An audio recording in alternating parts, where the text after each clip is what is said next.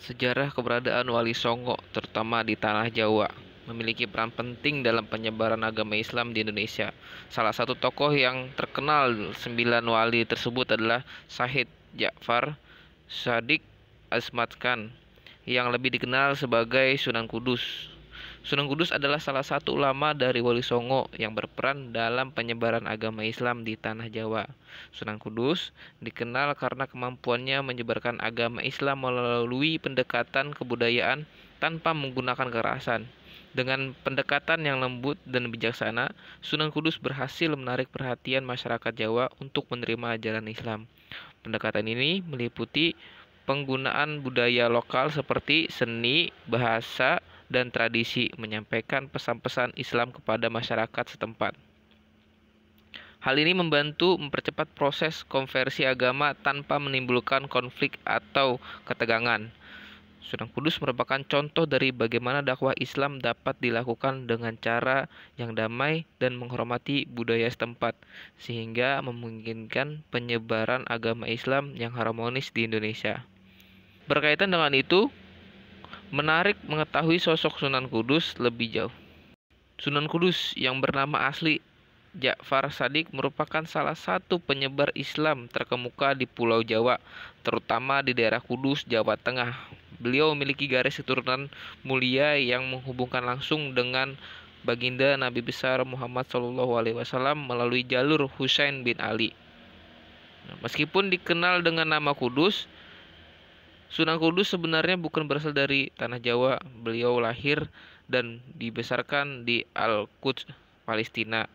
Perjalanan menuju tanah Jawa mengantarkannya pada peran penting dalam menyebarkan agama Islam. Beliau membangun Masjid Menara Kudus yang ikonik, mengislamkan masyarakat setempat, dan mengembangkan ekonomi di wilayah tersebut. Sunan Kudus juga dikenal sebagai pemimpin yang bijaksana dan adil, sehingga mendapat banyak pengikut dan dihormati oleh masyarakat sekitar. Beliau merupakan putra dari Raden Usman Haji, yang juga dikenal sebagai Sunan Ngudung di Jipang, Penolan. Ibunya adalah Syarifah Dewi Rahil, putri dari Sunan Bonang. Catatan sejarah Jawa menyebutkan bahwa Raden Usman Haji pernah memimpin pasukan Majapahit dan Sunan Ngidung yang merupakan Sinopati Demak gugur dalam pertempuran melawan Raden Husain atau Adipati Terung dari Majapahit. Sunan Kudus kemudian menggantikan ayahnya sebagai Sinopati di Demak.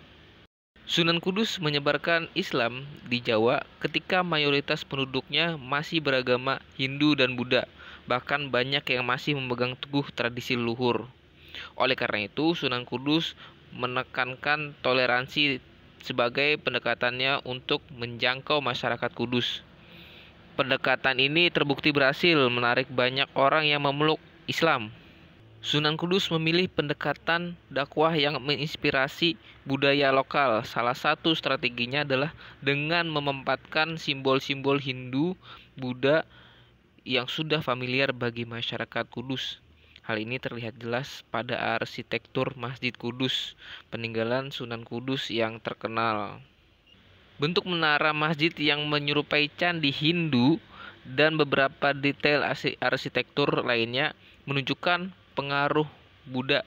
Contohnya adalah padasan atau pengucuran untuk berwudu yang dibuat dengan memasukkan unsur ajaran Buddha. Pendekatan ini terbukti efektif dalam menarik masyarakat untuk datang ke masjid dan mendengarkan dakwah Sunan Kudus.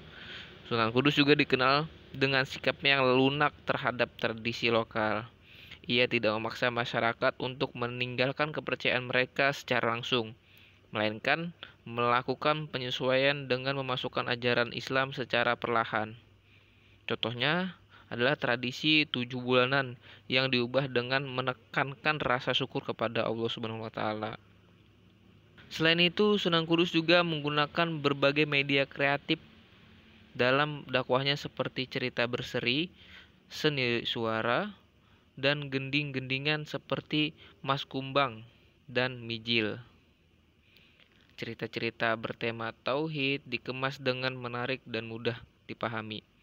sedangkan gending-gendingnya mengandung ajaran Islam yang dapat dipelajari dengan mudah oleh masyarakat.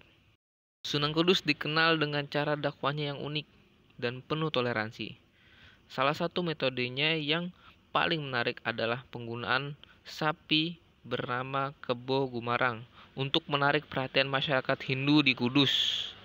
Memahami mayoritas penduduk yang beragama Hindu dan memuliakan sapi, Sunan Kudus mengikat sapi tersebut di halaman masjid dan menghias dengan indah. Orang-orang yang penasaran akan datang untuk melihat sapi tersebut, dan Sunan Kudus pun memanfaatkan momen ini untuk menyampaikan dakwahnya.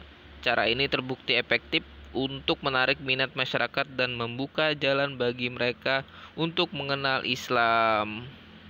Sunan Kudus juga menunjukkan toleransinya dalam berdakwah ketika mengajarkan tentang kurban. Beliau tidak menganjurkan masyarakat untuk menyembelih sapi, melainkan kerbau. Hal ini dilakukan untuk menghormati kepercayaan masyarakat yang memuliakan sapi.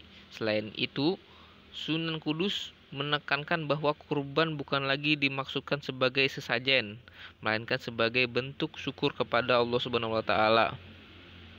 Kebijaksanaan dan pendekatan budaya, Sunan Kudus telah meninggalkan warisan yang tak ternilai bagi Indonesia. Masjid Menara Kudus dan tradisi lokal yang diintegrasikan dengan dakwahnya menjadi bukti nyata kiprah beliau. Melestarikan warisan ini bukan hanya tanggung jawab untuk umat Islam saja, tetapi juga seluruh bangsa.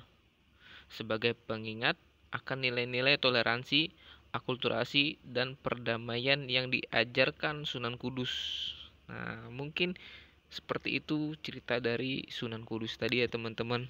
Semoga teman-teman bisa berziarah ke makam beliau yang ada di Kudus nantinya. Oke teman-teman. Oke teman-teman, akhirnya kita selesai juga di Kudus dan kita tadi udah ziarah ke makamnya Sunan Kudus. Kemungkinan sedikit banyak ceritanya seperti itu tadi. Ini ada di dalam video dan ini kita bakal menuju ke Demak.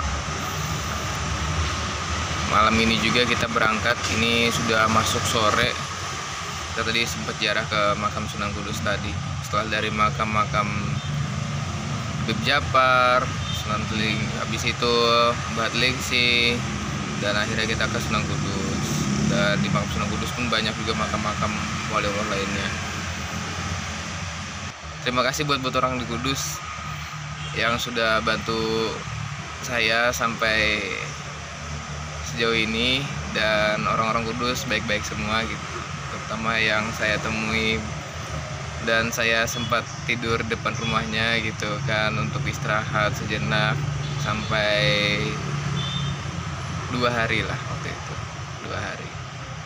Terima kasih buat kalian yang udah mau menerima saya di tempat kalian. Semoga kita bisa ketemu lagi nantinya. Buat Bang Budi, buat yang lainnya, buat mas-mas yang di sana, semoga kita bisa ketemu. Oke, sampai ketemu di Kota Demak.